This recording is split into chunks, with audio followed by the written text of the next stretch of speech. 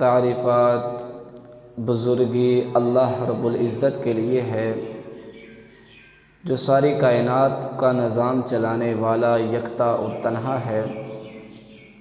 لا تعداد درود و سلام امام اعظم، امام کائنات، امام المرسلین، خاتم النبیین، رحمت مصطفیٰ جناب محمد رسول اللہ صلی اللہ علیہ وآلہ وسلم کی ذات کے لیے۔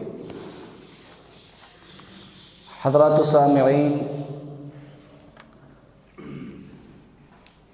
ہم سب انسان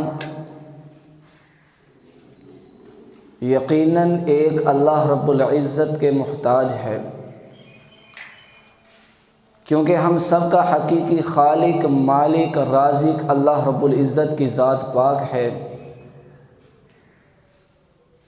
اور اس لیے ہم سب اس اکیلے مالک کے محتاج ہیں، وہ ہم میں سے کسی کا محتاج نہیں ہے۔ اللہ مالک قرآن مجید کے اندر یہ بات ارشاد فرماتے ہیں، یا ایھا الناس انتم الفقراء الی اللہ، اے حضرت انسان تم سب کے سب ایک اللہ کے در پہ منگتے ہو، اسی کے فقیر ہو۔ واللہ هو الغنی الحمید، اللہ ہمیشہ سے غنی ہے اور ہمیشہ تعریفوں والا ہے۔ اس لیے اللہ رب العزت اس بات کو پسند کرتے ہیں کہ میرے بندے صرف مجھ سے ہی امیدیں وابستہ کرے، اپنے تمام تر ضروریات کا سوال مجھ سے کرے، اپنے ہر حاجت، ہر پریشانی میں مجھ کو پکارے، اور اگر کبھی انسان سے گناہ ہو جائے تو پھر انتہائی عاجزی اور انکساری کا اظہار کرتے ہوئے مجھ سے گناہوں کی معافی مانگ لے۔ تو انسان کے اسی طرز عمل کو دعا کہتے ہیں۔ یہاں یہ بات یاد رکھیے، جہاں تک دعا کا تعلق ہے، نبی کریم علیہ السلام نے یہ بات ارشاد فرمائی، افضل العبادت الدعاء، لوگوں سب سے افضل ترین اگر عبادت ہے تو وہ دعا ہے۔ دعا سب سے افضل عبادت کیسے ہے؟ دیکھیں، جب ہم اپنے رب سے مانگتے ہیں، اس سے فریاد رسی کرتے ہیں، گویا کہ ہم اپنے آپ کو بے بس قرار دیتے ہیں، ہم اپنے آپ کو کم تر تصور کرتے ہیں، اور ہم یہ سوچتے ہیں کہ ہم کچھ بھی نہیں، ہمارے اختیار میں کچھ بھی نہیں ہے، جو کچھ ہے عرش والے کے اختیارات میں ہے۔ وہ جس کو چاہتا ہے اولاد کی نعمت عطا کرتا ہے، جس کو چاہتا ہے کسی مشکل سے نجات دے دیتا ہے۔ تو اس لیے فرمایا دعا سب سے افضل عبادت ہے۔ اسی طرح نبی کریم علیہ السلام نے ارشاد فرمایا، الدعاء هو العبادہ، فرمایا دعا ہی عبادت ہے۔ اس حدیث کا کیا مطلب؟ اس حدیث کا مطلب یہ ہے، اس حدیث کا لب لباب یہ ہے کہ ہم جو بھی نیکی کرتے ہیں، جو بھی عبادات کرتے ہیں، اس میں دعا سب سے اہمیت کا حامل ہوتا ہے۔ آپ دیکھیں، ہم نماز پڑھتے ہیں، نماز کا اول اور آخر دعا ہے، اس کے درمیان میں بھی ہم اپنے رب سے دعائیں کر رہے ہوتے ہیں، اپنے رب سے مانگ رہے ہوتے ہیں۔ اسی طرح آپ قرآن مجید اٹھا کے دیکھیے، قرآن مجید کا آغاز سورۃ الفاتحہ دعا ہے، ساری کی ساری۔ قرآن مجید کا اختتام معوذتین، وہ بھی دعا ہے۔ گویا کہ انسان جو بھی عبادت کرتا ہے وہ دعا کے ساتھ منسلک ہوتی ہے، اس لیے فرمایا الدعاء هو العبادہ، دعا ہی عبادت ہے۔ اور جہاں تک دعا کی اہمیت کی بات ہے، یاد رکھیے نبی کریم علیہ السلام نے فرمایا، لیس شیء اکرم علی اللہ من الدعاء، اللہ کو سب سے زیادہ معزز اور پسندیدہ اگر کوئی عمل رکھتا ہے تو وہ دعا ہے۔ جب بندہ اپنے رب سے مانگ رہا ہوتا ہے، اس سے التجا کرتا ہے، گویا کہ اللہ رب العزت کو یہ انتہائی معزز عمل رکھتا ہے۔ اور اسی طرح نبی کریم علیہ السلام نے ارشاد فرمایا من لم یسأل اللہ یغضب علیہ، جو انسان اللہ سے مانگنا چھوڑ دیتا ہے، رب سے مانگتا نہیں ہے، یغضب علیہ، اللہ مالک اس سے ناراض ہو جاتے ہیں۔ آپ دیکھیں انسان ہر وقت اپنے رب کا محتاج ہے۔ کسی بھی انسان کو کبھی یہ سوچنا نہیں چاہیے کہ اب میرے پاس بہت سا مال آ گیا، مال و دولت مل گئی، اب مجھے دعاؤں کی ضرورت نہیں۔ یاد رکھیے جو رب مال دینے پر قادر ہے وہ رب مال چھیننے پر بھی قادر ہے۔ کبھی انسان کو یہ بھولنا نہیں چاہیے۔ آپ نے اپنے معاشرے میں دیکھا ہوگا، بڑے بڑے واقعات سنے ہوگے، بڑی بڑی فیکٹریوں کے مالک ہوتے ہیں، رات کو ارب کھرب پتی ہوتے ہیں، کوئی ایسا سانحہ خدا نخواستہ پیش آ جاتا ہے کہ صبح ناشتے کے لیے بھی پیسے نہیں ہوتے۔ تو اس لیے انسان ہر وقت اپنے رب کا محتاج ہے۔ یا ایھا الناس انتم الفقراء الی اللہ، اس آیت کو کبھی بھولنا نہیں چاہیے۔ اس لیے فرمایا ومن لم یسأل یغضب علیہ، جو سوال کرنا چھوڑ دیتا ہے عرش والا اس سے ناراض ہو جاتا ہے۔ اب دیکھیے کتنا رحیم اور کریم ہے اللہ رب العزت کی ذات، خود اپنے سے مانگنے کا حکم دیتے ہیں۔ فرمایا وقال ربکم ادعونی استجب لکم، اے میرے بندو مجھ سے دعا کرو، استجب لکم، میں تمہاری دعا کو قبول کروں گا۔ خود اپنے سے مانگنے کا حکم دیتے ہیں اور پھر قبولیت کا وعدہ کیا، اور جو دعا کرنا چھوڑ دیتا ہے یغضب علیہ، اس پر ناراض بھی ہو جاتے ہیں۔ آپ دیکھیں بعض اوقات ہم بہت جلد باز ہیں، خلق الانسان عجولا، اللہ نے قرآن مجید میں فرمایا انسان بہت جلد باز ہے، انسان دعائیں کرتا رہتا ہے، بعض اوقات انسان کی دعا قبول نہیں ہوتی، تھوڑا وقت لگتا ہے اور انسان مایوس ہو جاتا ہے۔ یاد رکھیے گا بعض نبی کریم علیہ السلام نے فرمایا جب بندہ دعا کر رہا ہوتا ہے اور قبولیت کے بالکل قریب وقت ہوتا ہے، ممکن ہے کہ ایک ہی لمحے میں اس کی دعا قبول ہو جائے اور وہ پیچھے ہٹ جاتا ہے، دعائیں کرنا چھوڑ دیتا ہے۔ ہمیں ہر حال میں رب سے مانگتے رہنا چاہیے، کبھی پیچھے نہ ہٹیے۔ آپ دیکھیں جب بھی ہم دعا کرتے ہیں ہمیں 3 فائدوں میں سے ایک فائدہ ضرور ملتا ہے، بشرطے کہ ہم رزق حلال کماتے ہو کھاتے ہو، بشرطے کہ ہم شرک سے دور ہو، ہم توحید پر قائم ہو۔ تو نبی کریم علیہ السلام نے فرمایا جب بندہ دعا کرتا ہے تو پہلا فائدہ یہ ہے کہ دعا اللہ فوراً قبول کر لیتا ہے۔ یہ دعا کی سب سے افضل صورت ہے کہ یہاں سے ہم نے دعا کی، فوراً اللہ مالک نے شرف قبولیت سے نواز لیا۔ آپ دیکھیں ہمارے پیارے نبی کریم علیہ السلام کا یہ خاصہ تھا، آپ جب بھی دعا کرتے اللہ فوراً قبول کر لیتے۔ جیسا کہ ایک مرتبہ آپ خطبہ ارشاد فرما رہے تھے، ایک صحابی رسول آئے، کہا اللہ کے نبی قحط پڑ چکے، مویشی جانور ہلاک ہونے لگے، آپ اللہ سے دعا کیجیے ہمارے لیے رحمت کی بارش برسائے۔ تو نبی کریم علیہ السلام نے اسی وقت اپنے ہاتھوں کو اٹھایا اور رب کے حضور دعا کی۔ اللہ نے، صحابہ فرماتے ہیں باہر نکلے فوراً بارش شروع ہو گئی، حتیٰ کہ مسلسل 1 ہفتے تک اگلے جمعے تک بارش ہوتی رہی۔ پھر اگلے جمعے خطبہ جب شروع ہوا وہ صحابہ رسول پھر آئے کہ اللہ کے نبی اب اللہ سے دعا کیجئے کہ بارش رک جائے۔ تو گویا کہ نبی کریم علیہ السلام جب دعا کرتے اللہ فوراً قبول کر لیتے، یہ دعا کی سب سے افضل صورت ہے۔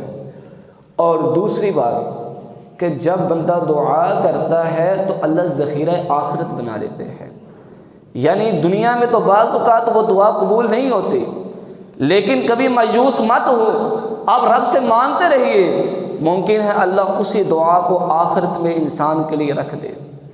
بعض اوقات ایسا بھی ہوگا انسان قیامت کے روز جب اللہ کے دربار میں جائے گا، بڑی بڑی نیکیاں ہوگی اور وہ حیران ہوگا کہ میں نے تو اتنی نیک اعمال کیے نہیں۔ اللہ مالک فرمائے گا یہ تیری وہ دعا کا صلہ ہے جو تم دنیا میں کیا کرتے تھے۔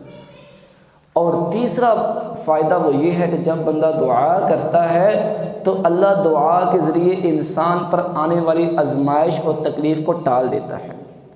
یعنی ایک بہت اہم بات ہے، ہم بعض اوقات یہاں سے دعا کر کے نکلتے ہیں، ہم سفر کے لیے روانہ ہوتے ہیں، ممکن تھا کہ دعا سے پہلے اگر کوئی ایسا حادثہ پیش آنا ہوتا، لیکن اس دعا کی وجہ سے اللہ تعالیٰ نے اس آفت سے ہمیں ٹال دیا۔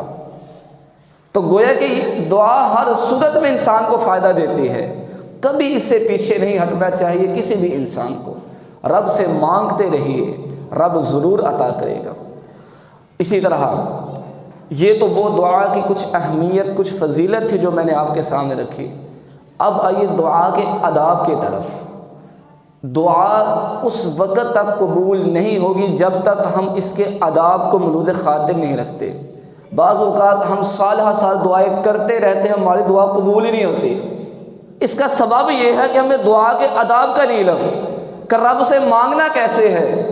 آپ دیکھیں جب ایک مجرم جج کے سامنے جاتا ہے تو بڑے ادب سے کھڑا ہوتا ہے، اسی طرح وہاں رسپیکٹ کرتا ہے، ادب کے ساتھ کھڑا ہوتا ہے۔ جب آپ کسی انسان کے سامنے اس طرح کھڑے ہوتے ہیں، عرش والا تو وہ ہے جس نے ساری کائنات کو بنایا، جب اس سے مانگنا ہے تو کچھ آداب کو ملوز خاطر رکھیے، پھر انشاءاللہ ہماری دعائیں قبول ہوگی۔ سب سے پہلا ادب وہ ہے اخلاص، خلوص نیت سے دعا کریں۔ جب ہم نے اپنے رب کے حضور التجا کرنی ہے تو دل میں یہ سوچ نہ ہو کہ میں دعا کروں رو رو کے مانگ رہا ہوں اور لوگ کہیں کہ دیکھو یہ کتنا رب سے مانگنے والا ہے۔ آپ دیکھیں افسوس ہوتا ہے ان لوگوں پر جب عمرہ ادا کرنے کے لیے جاتے ہیں اور بیت اللہ کے سامنے کھڑے ہو کر اس طرح ویڈیو بناتے ہیں اور رونے کی ناٹک کرتے ہیں، اور جیسے ویڈیو ختم ہوئی وہ رونا بند کر دیا۔ ہم کس کو دکھا رہے ہیں؟ ہم کس کو دھوکہ دے رہے ہیں؟ یخادعون اللہ والذین آمنوا وما یخدعون الا انفسهم، اپنی جانوں کو دھوکہ دے رہے ہیں، اللہ کو کوئی دھوکہ نہیں دے سکتا۔ اس لیے جب رب سے مانگنا ہے تو خلوص نیت سے مانگے۔ اللہ ہمارے قرآن مجید میں فرماتے ہیں فادعوا اللہ مخلصین لہ الدین، لوگوں اللہ سے دعا کرو اس کے لیے اس کے دین کو خالص کرتے ہوئے، مخلصین لہ الدین۔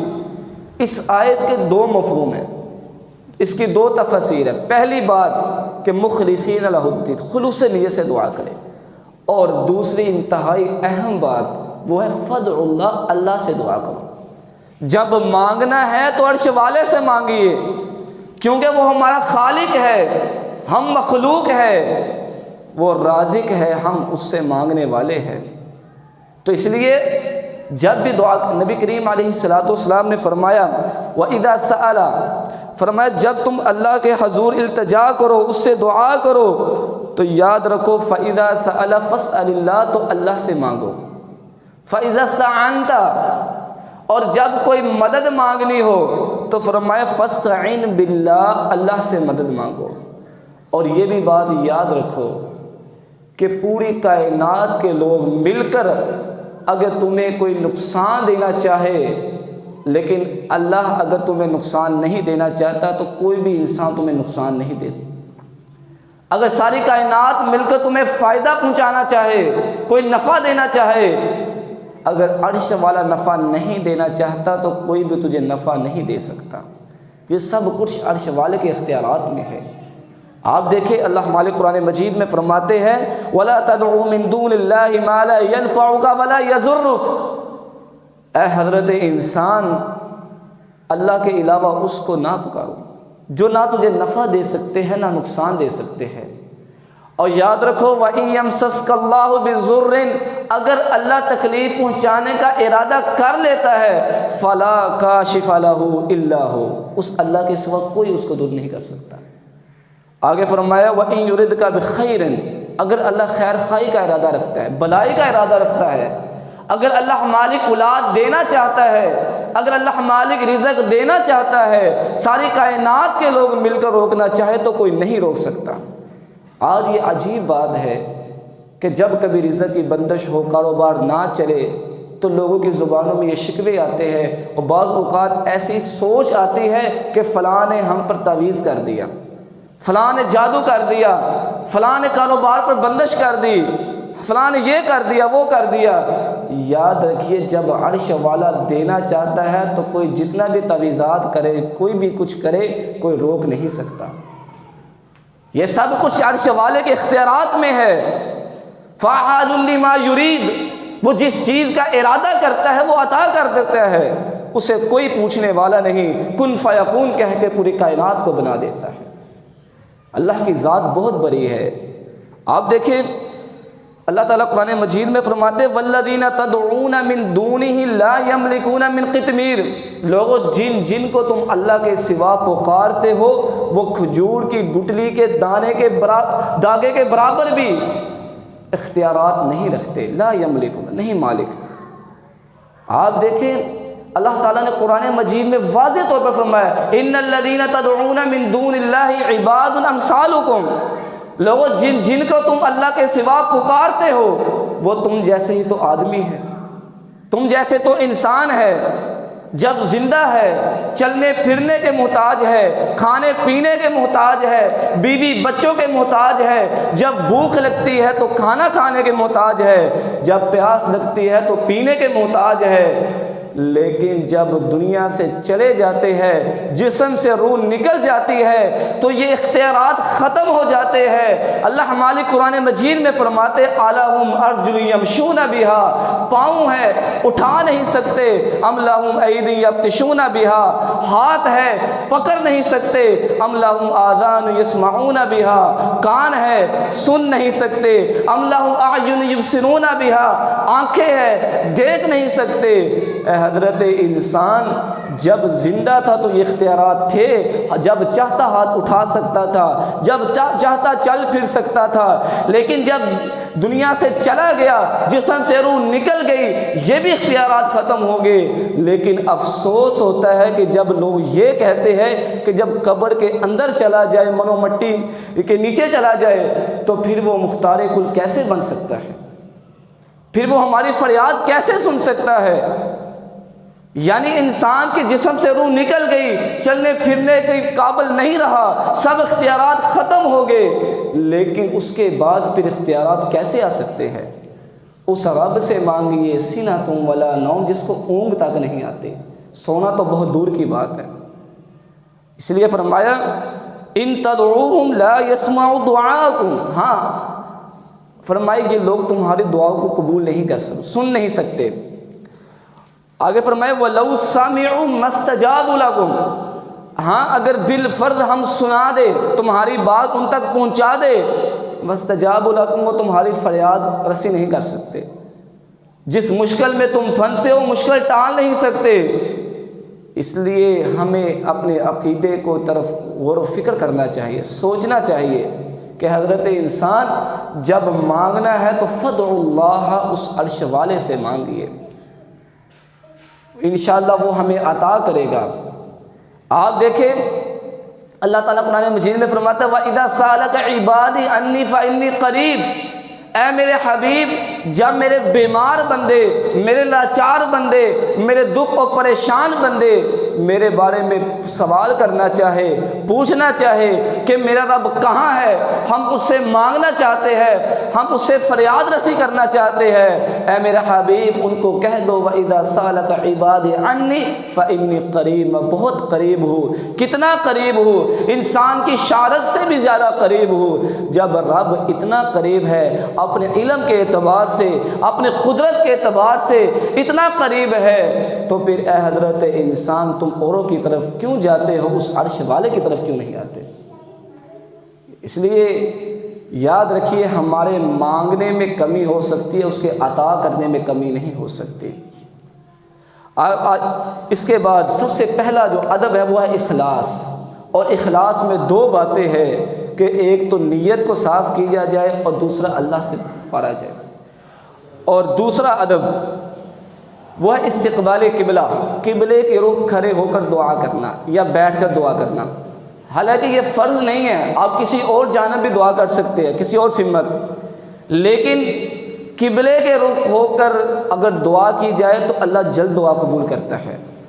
آپ دیکھیے حضرت عمر بن خطاب رضی اللہ تعالیٰ عنہ فرماتے جس وقت غزوہ بدر کا معرکہ پیش آیا، مسلمان جو 313 کے قریب تھے، کفار جو ہزاروں کی تعداد میں تھے، اور نبی کریم علیہ السلام نے جب یہ مشکل گھڑی دیکھی، آپ قبلے کی رخ کھڑے ہوئے، اپنے ہاتھوں کو اٹھایا اور رب سے دعا کرتے ہیں اللہم انجز لی ما وعدتنی، اللہم آتی ما وعدتنی، اللہم ان تہلک هذه العصابۃ من اہل الاسلام لا تعبد فی الارض، اے اللہ جس چیز کا وعدہ تم نے ہم سے کیا تھا اب وہ عطا کر دے، اپنی نصرت اپنی مدد بھیج دے۔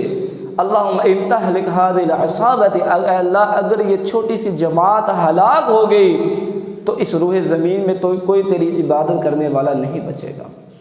آپ یہ مسلسل دعا کیے جا رہے تھے، آپ کے کندھوں سے وہ کپڑا نیچے گرا، حضرت ابوبکر صدیق رضی اللہ تعالیٰ عنہ نے پکڑا، آپ کے کندھوں پہ رکھا کہ اللہ کے نبی اب بس کیجیے، اللہ آپ کی دعا قبول کرے گا۔ تو پھر اللہ نے فرشتے بھیجے مدد کے لیے۔ تو گویا کہ استقبال قبلہ، پہلا خلوص نیت، اللہ سے دعا کرنا، پھر قبلے کے رخ ہو کر بیٹھ جاؤ، اور پھر تیسرا ادب وہ ہے ہاتھ اٹھا کر دعا کرنا۔ جب دعا کرے کوشش کیا ہاتھ اٹھا کر دعا کرے۔ آپ دیکھیں حدیث سنیے، نبی کریم علیہ السلام نے فرمایا ان اللہ حی کریم، بے شک اللہ نہایت مہربان اور نہایت حیا کرنے والا ہے۔ فرمایا یستحیی اذا رفع الرجل الیہ یدیہ ان یردہما صفرا خائبتین، فرمایا جب بندہ اپنے دونوں ہاتھوں کو دعا کے لیے اٹھاتا ہے، یستحیی، اللہ مالک کو حیا آتی ہے کہ اٹھے ہوئے ہاتھوں کو خالی لٹا دے۔ یعنی اللہ انسان کے اٹھے ہوئے ہاتھوں کو خالی نہیں لٹاتا، بشرطے کہ انسان رزق حلال کماتا ہو، کھاتا ہو، بشرطے کہ انسان شرک سے دور ہو اور ان آداب کو ملحوظ خاطر رکھتے ہوئے دعا کرے، اللہ کبھی بھی اٹھے ہوئے ہاتھوں کو خالی نہیں لٹائے۔ یہ تو وہ آداب تھے جو ابھی مانگنے سے پہلے کے تھے کہ اپنی نیت کو درست کیا، اللہ کے حضور دعا کی، استقبال قبلہ کی رخ ہو کر بیٹھ گئے، ہاتھوں کو اٹھا لیا۔ اب مانگنا کیسے ہے؟ اس کا ادب سب سے پہلا یہ ہے کہ اللہ کے حمد و ثنا بیان کی جائے، سب سے پہلے اپنے رب کی تعریف کی جائے۔ آپ دیکھیں حدیث میں آتا ہے کہ حضرت فضالہ بن عبید رضی اللہ تعالیٰ عنہ فرماتے ہیں کہ ہم نبی کریم علیہ السلام کے ساتھ ایک مجلس میں مسجد میں بیٹھے ہوئے تھے کہ ایک شخص آیا، اس نے آ کے نماز ادا کی، اور نماز ادا کرنے کے بعد فوراً دعا کرنے لگا، اللہم اغفر لی، اللہم ارحمنی، اے اللہ مجھ کو بخش دے، مجھ پر رحم فرما۔ تو نبی کریم علیہ السلام نے جب اس کو دیکھا، آپ نے فرمایا عجلت ایھا المصلی، اے نمازی تم نے بہت جلدی کی۔ فرمایا اذا صلیت، جب تم نماز سے فارغ ہو جاؤ، فقعد، اپنی جگہ پر بیٹھا رہو، فاحمد اللہ، اللہ کی تعریف کرو۔ سب سے پہلی بات اللہ کی تعریف کرو، اس کی حمد و ثنا بیان کرو۔ اللہ کی تعریف کیا ہے؟ آپ سورۃ فاتحہ پڑھ کے دعا کا آغاز کریں۔ سورۃ فاتحہ میں اللہ کی تعریف ہے، حمد و ثنا بیان ہے۔ آپ سورۃ اخلاص میں اللہ کی تعریف بیان کی گئی ہے۔ اسی طرح اللہ کے جو نام ہے، جو پیارے نام ہیں، ان ناموں کا وسیلہ ڈال کے دعا کی جائے۔ اللہ تعالیٰ قرآن مجید میں فرماتے وَلِلَّهِ الْأَسْمَاءُ الْحُسْنَى فَادْعُوهُ بِهَا، حضرت انسان اللہ کے ناموں کا وسیلہ ڈال کر اس سے دعا کرو، اللہ دعا قبول کرے گا۔ تو اس لیے آپ دیکھیں اسی طرح سبحان اللہ، الحمدللہ، اللہ اکبر، لا الہ الا اللہ، اتنی پیاری تعریفیں ہیں اللہ کی۔ ایک صحابی رسول آئے، کہا اللہ کے نبی آپ مجھے چند کلمات سکھا دے جو میرے لیے انتہائی فائدے والے ہوں۔ تو نبی کریم علیہ السلام نے یہ 4 کلمے سبحان اللہ، الحمدللہ، اللہ اکبر، لا الہ الا اللہ یہ سکھلا دیے۔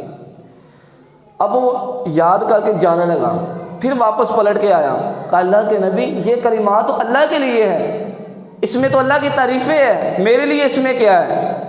نبی کریم علیہ السلام مسکرا دیے۔ آپ نے فرمایا اللہ کے بندے جب تم کہتے ہو سبحان اللہ، اللہ پاک ہے، اللہ مالک عرش پہ کہتا ہے اللہ میرے بندے نے میرے بارے میں سچ کہا۔ جب تم کہتے ہو اللہ اکبر، اللہ سب سے بڑا ہے، اللہ مالک فرماتے ہیں میرے بندے نے میری کبریائی بیان کی۔ جب تم کہتے ہو لا الہ الا اللہ، اللہ کے سوا کوئی الہ نہیں، کوئی مشکل کشا نہیں، اللہ مالک فرماتے ہیں میرے بندے نے میرے بارے میں سچ کہا کہ میرے سوا کوئی مشکلوں کو ٹالنے والا نہیں، کوئی غریب نواز نہیں، کوئی دینے والا نہیں، کوئی بگڑی بنانے والا نہیں، کوئی اولادیں دینے والا نہیں۔ فرمایا میرے بندے نے سچ کہا۔ جب بندہ الحمدللہ کہتے ہیں اللہ مالک فرماتے ہیں میرے بندے نے سچ کہا۔ اب اس کے بعد انسان جو بھی دعا کرتا ہے اللہ فوراً دعا قبول کر لیتا ہے۔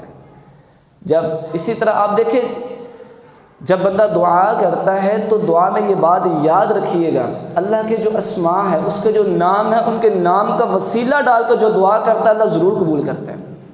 یا رزاق، اے رزق دینے والے، اللہم ارزقنی، اللہ مجھے بھی رزق دے۔ یا غفار، اے بخشنے والے، اللہم اغفر لی، مجھے بھی بخش دے۔ یا رحمان، اے رحم کرنے والے، اللہم ارحمنی، ہم پر رحم فرما۔ تو یہ اللہ کے ناموں کا وسیلہ ڈالتے ہوئے دعا کرے۔ سب سے پہلا جب مانگنا ہے تو اللہ کی تعریف کرنی ہے۔ اب سورۃ الحشر کی آخری جو آیات، اس میں اللہ تعالیٰ کے پیارے نام ہیں، ان ناموں کو یاد کر لیا جائے، کم از کم ان ناموں کو دعا سے پہلے پڑھ لیا جائے۔ اور دوسرا وہ ہے درود ابراہیم۔ جب دعا کرنی ہے سب سے پہلے اللہ کی تعریف، پھر اس کے بعد پیارے نبی کریم علیہ السلام پر درود پڑھنا۔ اسی حدیث میں اگلے الفاظ، یعنی جب اس صحابی رسول نے جلد بازی کرتے ہوئے دعا کی تو نبی کریم علیہ السلام نے فرمایا فَاحْمَدِ اللَّهَ بِمَا هُوَ أَهْلُهُ، سب سے پہلے اللہ کی تعریف کرو جس کا وہ اہل ہے، اور دوسرا فرمایا وَصَلِّ عَلَيَّ، مجھ پر درود پڑھو۔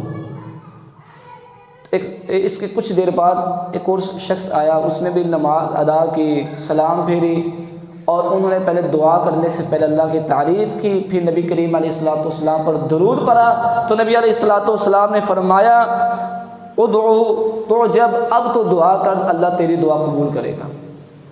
تو دعاؤں کی قبولیت کے لیے ضروری ہے کہ نبی کریم علیہ السلام پر درود پڑھا جائے۔ جس دعا میں درود نہیں ہے وہ دعا قبول نہیں ہوگی، اس لیے دعا کے اندر درود ضرور پڑھا کرے، اور درود بھی وہ جو درود ابراہیمی ہے جو ہمیں سکھلایا گیا ہے۔ آپ دیکھیں آج کل بہت سے درود نکل آئے ہیں، بڑے بڑے ان کے نام ہیں، درود تنجیمی، درود لکھی ماخی، یہ بڑے جو درود۔ یاد رکھیے درود اصل وہ ہے جو پیارے نبی صلی اللہ علیہ وسلم کی زبان سے درود نکلا۔ اور آپ دیکھیں جب یہ آیت مبارکہ اتری یا ایھا الذین آمنوا صلوا علیہ وسلموا تسلیما، اے ایمان والو نبی کریم علیہ السلام کو درود و سلام پڑھو۔ صحابہ نے پوچھا اللہ کے نبی سلام کا طریقہ تو ہم جانتے ہیں، ایھا النبی رحمت التحیات کے اندر جو سلام ہے وہ تو ہم جانتے ہیں، السلام علیکہ ایھا النبی، لیکن درود کا مطلب کیا ہے؟ تو نبی صلی اللہ علیہ وسلم نے فرمایا وہ درود ابراہیمی ہے جو ہم ہر نماز میں ادا کرتے ہیں۔ تو یہ درود کی بڑی فضیلت ہے۔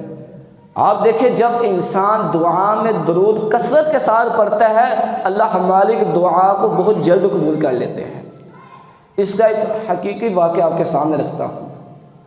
سعودی عرب کے ایک بہت بڑے عالم تھے ڈاکٹر صالح المغامزی، وہ اپنا ایک واقعہ سناتے ہیں، کہتے ہیں میں دل کے کسی عارضہ میں مبتلا ہو گیا، مجھے ریاض کے بہت بڑے ہسپتال میں میرا آپریشن تھا۔ جب آپریشن مکمل ہوا تو ڈاکٹروں کی ایک جماعت میرے پاس کھڑی آپس میں باتیں کر رہی تھی اور انتہائی پریشان تھے۔ جب میں ہوش میں آیا تو میں نے ان سے پوچھا کہ بتائیے کیا ہوا، کیا آپریشن ٹھیک نہیں ہوا؟ انہوں نے کہا کہ ہم معذرت خواہ ہیں کہ آپ کا آپریشن دوبارہ کرنا پڑے گا۔ کہا وجہ کیا ہے؟ کہا وجہ یہ ہے کہ آپ کے وینز میں خون جم چکا ہے، جو معاملہ پہلے سے بھی زیادہ خطرناک ہے، آپ کی جان بھی جا سکتی ہے، جو بغیر آپریشن کے ممکن نہیں ہے۔ وہ کہتے ہیں ڈاکٹر وہاں سے دوبارہ آپریشن کرنے کے لیے کمرے سے باہر نکلے، مشورہ کرنے لگے۔ تو وہ کہتے ہیں میں انتہائی پریشان تھا، اتنے میں ایک لبنانی نرس میرے کمرے میں داخل ہوتی ہے اور وہ کہنے لگی یا صالح صلی علی الحبیب، اے صالح نبی کریم علیہ السلام پر درود پڑھو۔ کہتے جب میں نے یہ بات سنی فوراً میرے ذہن میں وہ حدیث آئی، حضرت ابی بن کعب رضی اللہ تعالیٰ عنہ نبی کریم علیہ السلام کے پاس ہے کہ اللہ کے نبی جب میں دعا کرنے لگوں تو کتنا حصہ درود پڑھوں؟ نبی صلی اللہ علیہ وسلم نے فرمایا جتنا حصہ پڑھو گے اتنا حصہ بہتر ہے۔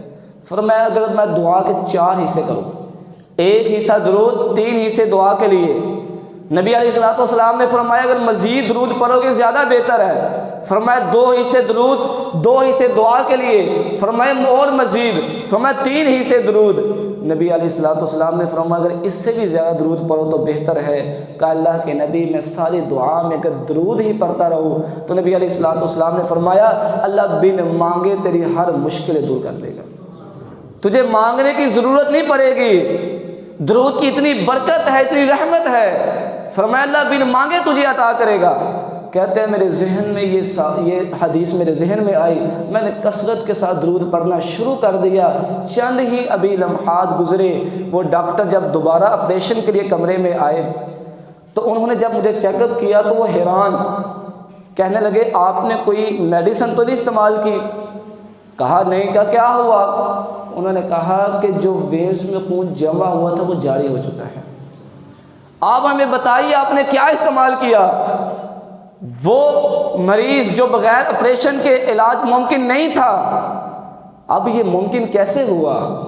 کہتے ہیں میں نے جب یہ بات سنی میری آنکھوں سے آنسو نکل آئے، اور میں نے کہا میں نے کیا پڑھا؟ میں نے وہ میڈیسن وہ استعمال کیا جو میرے پیارے کریم علیہ الصلوۃ والسلام نے مجھے سکھلایا۔ فرمایا وہ کیا ہے؟ فرمایا میں نے رحمت للعالمین نبی پر درود پڑھا ہے، اللہ نے مجھ پر رحمت کا نزول کر دیا۔ تو اس لیے فرمایا سب سے پہلے اللہ کی حمد و ثنا بیان کی جائے، اس کے بعد پیارے کریم علیہ الصلوۃ والسلام پر درود پڑھا جائے۔ اب اس کے بعد اپنی جو حاجت ہے، جو ضرورت ہے، وہ اللہ کے سامنے رکھیے، گر گرائیے، اللہ سے مانگیے۔ آپ دیکھیں وہ رب جو درختوں کے گرے ہوئے پتوں کو جانتا ہے، پوری کائنات کے پتوں کو جانتا ہے، وہ پتا کب گرا، کہاں گرا، کیا وہ ہمارے آنکھوں سے نکلنے والے آنسو کو نہیں جان سکتا؟ کیا ہمارے دل میں پیدا ہونے والے دکھ درد کو نہیں جان سکتا؟ کہ میرے انسان کو اس وقت کیا مشکل ہے، کیا مصیبت ہے، کس پریشانی میں مبتلا ہے؟ اللہ ہر مشکلوں کو ٹالنے والا ہے۔ اس عقیدے کو ہمیشہ ذہن میں رکھیے۔ آپ جب بھی مانگنا ہے اللہ رب العزت سے مانگیے، التجا کریے، اور اسی طرح دعا کے آداب میں سے ایک بہت بڑا ادب یہ بھی ہے کہ جب ہم دعا کریں تو قبولیت پر یقین ہونا چاہیے۔ یہ آپ دیکھیں نبی صلی اللہ علیہ وسلم نے فرمایا ادعوا اللہ انتم موقنون بالاجابۃ، اے حضرت انسان جب تم دعا کرنے لگو تو اس کی قبولیت پر یقین ہونا چاہیے کہ جو میں رب سے مانگوں گا مجھے عطا کرے گا۔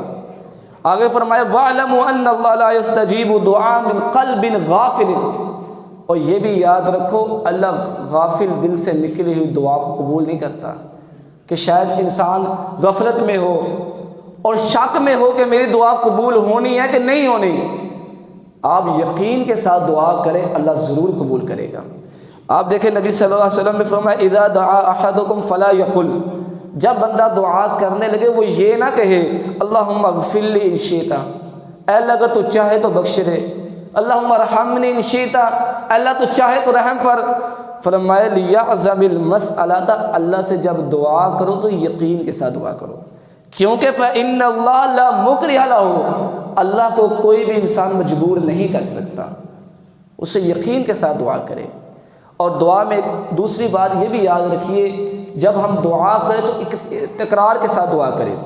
ربنا، اے ہمارے رب ہمیں بخش دے، اے ہمارے رب ہمیں فلاں چیز عطا کر۔ آپ مسلسل دعا کریں، اللہ سے مانگتے رہے، ایک لمحے کے لیے مایوس نہ ہو۔ لا تقنطوا من رحمت اللہ، اللہ کی رحمت سے کبھی مایوس نہ ہو۔ اللہ کی رحمت کے دروازے ہر وقت کھلے ہیں، اللہ بہت رحم کرنے والا ہے۔ اور آپ دیکھیے مکہ کے مفتی اعظم عطا بن ابی رباح رحمہ اللہ، وہ فرماتے ہیں کہ جب ما قال عبد یا ربی ثلاث مرات الا نظر اللہ الیہ، جب بندہ 3 مرتبہ یا ربی کہتا ہے، اے میرے رب، الا نظر اللہ الیہ، اللہ نظر رحمت اس کی طرف ضرور کرتے ہیں، اللہ اس کی بات کو سنتے ہیں۔ تو ایک شخص اٹھا، وہ حسن بصری رحمہ اللہ کے پاس گیا، کہنے لگا کہ فلاں مفتی صاحب نے یہ بات کی ہے تو کیا اس بات میں کتنی صداقت ہے؟ تو انہوں نے کہا اس بات میں 100% صداقت ہے۔ فرمایا کیا تم نے قرآن مجید نہیں پڑھا؟ کیا سورۃ آل عمران کا آخری رکوع نہیں پڑھا جس میں اللہ مالک جب بندہ بار بار کہہ رہا ہوتا ربنا لا تزغ قلوبنا بعد اذ ہدیتنا وہب لنا، ربنا یہ بار بار دعا کرتا ہے، ربنا کی التجا کرتا ہے، بدلے میں اللہ مالک کیا فرماتے ہیں فاستجاب لهم، اے بندے اب میں تیری دعا قبول کر لیتا ہوں۔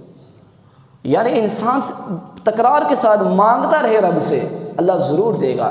آپ دیکھیں اس دنیا کی مثال لے لیجئے، ایک غریب باپ اگر بیٹا اپنے غریب باپ سے کوئی فرمائش کر دیتا ہے، مثال کے طور پر کہتا ہے مجھے سائیکل چاہیے، اب باپ کے پاس اتنی طاقت نہیں کہ وہ بیٹے کو سائیکل دلا سکے، اب بیٹا روتا ہے، گر گراتا ہے، بار بار مانگتا ہے، تکرار کرتا ہے، بالآخر وہ باپ مجبور ہوتا ہے، اس سے بیٹے کی یہ تکلیف دیکھی نہیں جاتی اور کہیں سے قرضہ اٹھا کے بھی اپنے بیٹے کی فرمائش پوری کر دیتا ہے۔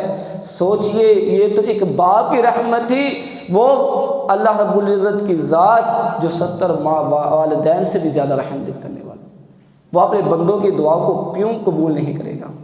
یقیناً کرے گا، وہ انتہائی رحم کرنے والا ہے۔ اور آپ یاد رکھیے اللہ کی رحمت کہ اگر بالفرض 100 درجے بھی کیے جائے تو ایک درجہ وہ ہے جو ہمیں دنیا میں دیکھنے میں ملتا ہے کہ ایک ماں اپنے بچوں پر جو رحم کرتی ہے۔ اللہ تو انتہائی رحم کرنے والا ہے، اس سے دعا کرے، ضرور کرے، تکرار کے ساتھ کرے، اللہ سے مانگتے رہے، انشاءاللہ اللہ ہماری دعاؤں کو قبول کرے گا۔ وہ وقت ضرور آئے گا جب ہماری دعائیں اٹھے ہوئے ہاتھ اللہ خالی نہیں لٹائے گا۔ لیکن یاد رکھیے گا، بات وہی ہے کہ ہمیں یقین کامل ہونا چاہیے۔ ہم جب رب سے مانگتے ہیں، مانگ کس ذات سے رہے ہیں؟ رب العالمین جو تمام کائنات کا رب ہے، پورے کائنات کا نظام چلانے والا ہے، یکتا ہے، تنہا ہے، اکیلا ہے، لا شریک ہے، اس کا کوئی شریک نہیں۔ لیکن دعا کے لیے یاد رکھیے کہ رزق حلال کا ہونا بہت ضروری ہے۔ جب ہم دعا کریں تو اپنے معاملات کو بھی دیکھا کرے، اپنے کاروبار کو بھی دیکھا کرے کہ ہم جو کاروبار کر رہے ہیں اس میں شریعت کا کیا اصول ہے، کیا ہم حرام ذریعے سے تو مال نہیں کما رہے؟ یاد رکھیے گا، حرام کا ایک لقمہ اگر انسان کے حلق سے نیچے چلا گیا 40 دن کی عبادت اللہ ضائع کر دیتا ہے۔ اور جس کا وجود حرام سے پلا ہو، جس نے اپنے بیوی بچوں کو حرام کھلایا ہو، حرام پرورش ہو، تو سوچئے وہ چاہے جتنی بھی عبادتیں کرتا رہے، حج کرتا رہے، اللہ کو ان عبادتوں کی ضرورت نہیں ہے۔ اور اسی طرح آپ دیکھیں، ہم اس امت کو خیر امہ کس لیے کہا گیا ہے؟ اس لیے کہ تأمرون بالمعروف وتنہون عن المنکر، کہ ہم نیکی کا حکم دیں اور برائی سے منع کریں۔ اگر کوئی یہ فریضہ سر انجام نہیں دیتا، نیکی کا حکم نہیں دیتا، برائی سے منع نہیں کرتا، یاد رکھیے اللہ اس کی بھی دعا قبول نہیں کرتا۔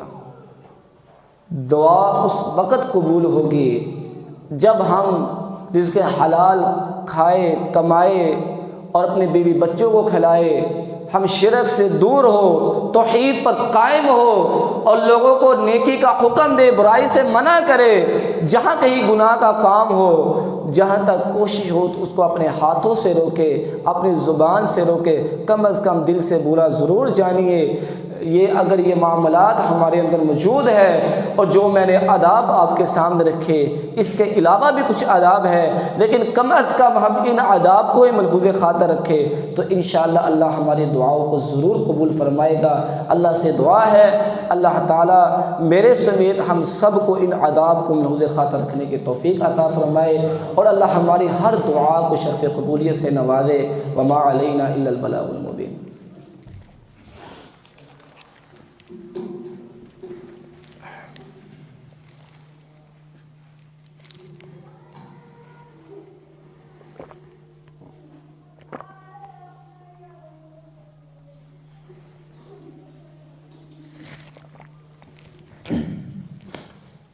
ان الحمد للہ نحمده ونستعینه ونستغفره ونعوذ باللہ من شرور انفسنا ومن سیئات اعمالنا، من يهده الله فلا مضل له ومن يضلل فلا هادي له، ونشهد ان لا اله الا الله ونشهد ان محمدا عبده ورسوله۔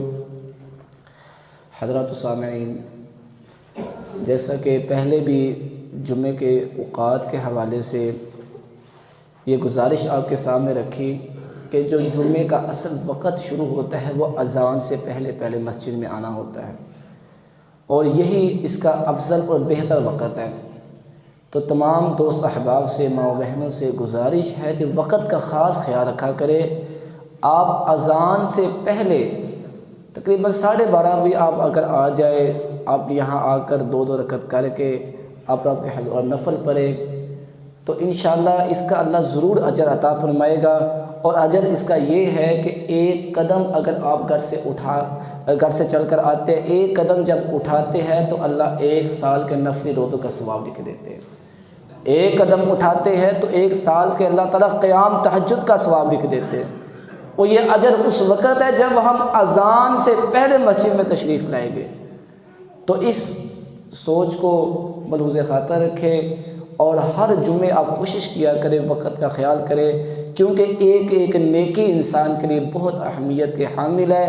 قیامت کے روز کچھ ایسے لوگ بھی ہوں گے جن کے پاس ایک نیکی کم ہوگی جنت میں جانے کے لیے، اور کوئی بھی وہ نیکی دینے کے لیے تیار نہیں ہوگا۔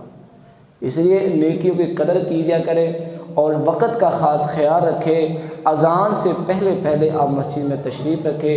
انشاءاللہ اللہ تعالیٰ سے دعا ہے اللہ تعالیٰ ہمیں سمجھ کر عمل کی توفیق عطا فرمائے۔ اما بعد فإن خیر الحدیث کتاب اللہ وخیر الہدی ہدی محمد صلی اللہ علیہ وسلم وشر الامور محدثاتها وكل محدثة بدعة وكل بدعة ضلالة وكل ضلالة في النار۔ سبحان ربك رب العزة عما يصفون وسلام على المرسلين والحمد لله رب العالمين۔